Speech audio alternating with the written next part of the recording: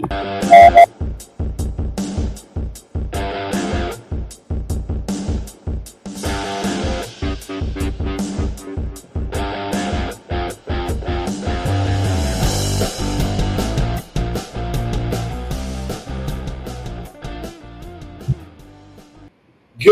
morning, hockey fans. This is Stephen Heisler with HeisHockey.com, the Victorious Hockey Company, and the Wild and Crazy Junior Hockey Discussion Group on Facebook.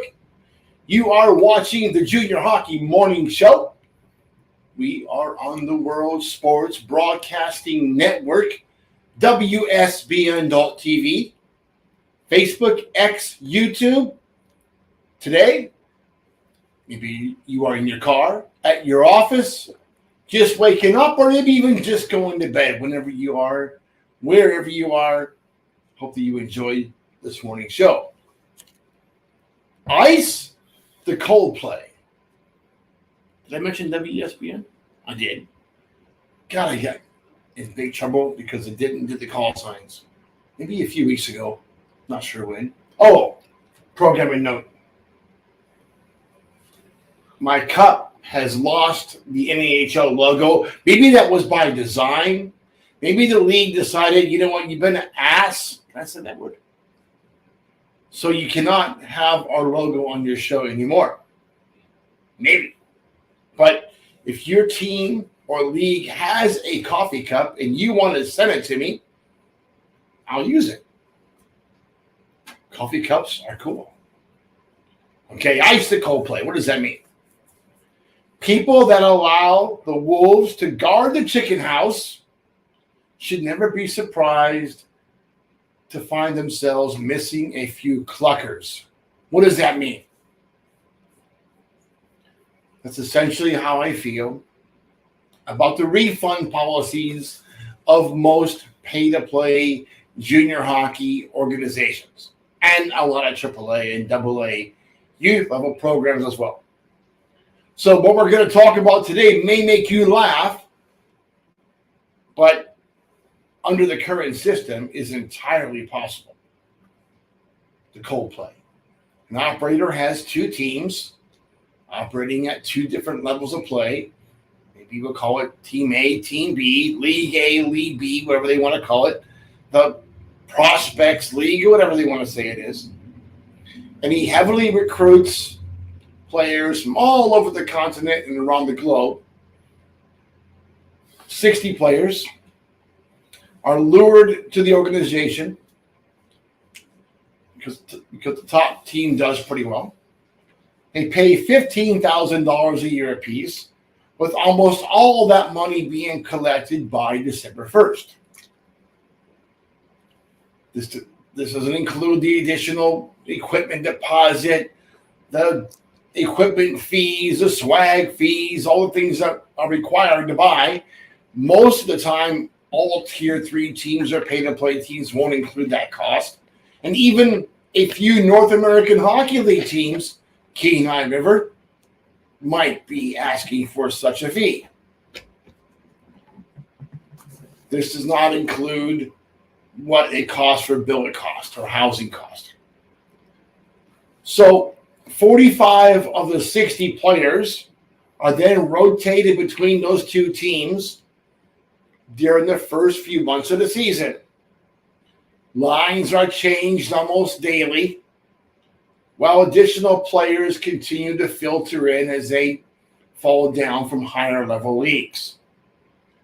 Just after the first weekend of December, remember, when all the fees are already paid, 20 of the players are called into the coach's office after practice and are asked to turn in their gear and are issued a refund that equals about 25% of the team fee for the year. Hearts are broken, a few handshakes, and off those kids go. The next week, 5 more players show up. They're added to the roster at 75% of that $15,000 fee. Well, another complete line is added. Those kids aren't paying a thing. Is this really a possibility? Yes, and it is the ultimate Coldplay. We see this every year. We see teams that have two clubs that will offer everybody on the planet a contract in April and May and June and July. If you have a heartbeat and a pair of skates, you can play on this particular club. Yes, they have palm trees and beaches, and they get to go golfing before practice and maybe the beach after practice, but they have an easy time recruiting 60, 70 kids for two teams. Long ago, back in my day, which wasn't really that long ago, there was a such thing called tier standards in USA Hockey, where all the leagues came together and created a set of standards for Tier 1, Tier 2, and Tier 3. Tier 1 was the USHL. They had their standards of operation. Tier 2 was the North American Hockey League. They had their standards of operation. And Tier 3 was all the pay-to-play leagues. Well, that was all fine and dandy until there was only one pay-to-play league left under USA Hockey. So those standards were eliminated or are nowhere to be found. They used to be in the annual guide for USA Hockey, and now they're long gone. Disappeared. So I think that teams should do a better job of recruiting and living up to their end of the deal. If you're going to recruit a player and take his money, if he's good enough for you to take his money, then you should be obligated to play that player a set percentage of the ice time for the rest of the year. Take his money, he plays. The league that actually begins to implement something like this, maybe it's going to be the EHL's second group or the USPHL's third group, the elite level.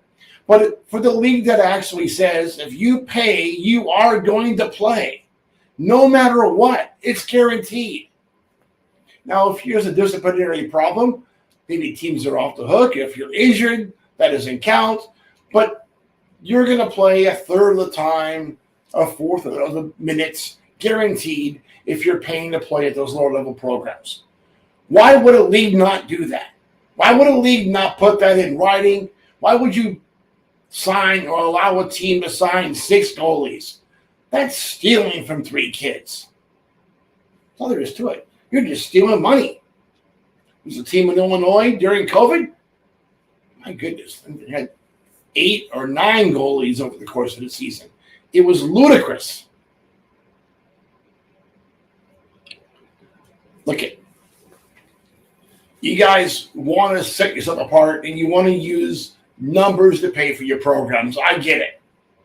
I don't think parents are going to mind if you run a smaller roster but charge more money if it means that little Johnny is going to play, especially at these lower level programs or lower level teams you guys are putting together. If you're putting together a money team to make money to cover the budget of your top program, then charge more and make sure the kids get more. It's going to cost you overall less money to operate if you run 20-man roster and you're getting $20,000 a kid. You're making more money and your costs are far less. What a concept. You can actually be somewhat economically feasible as a program. The first league that does this will be ahead of the pack. I dare you. If you do it, I'll celebrate it. All right.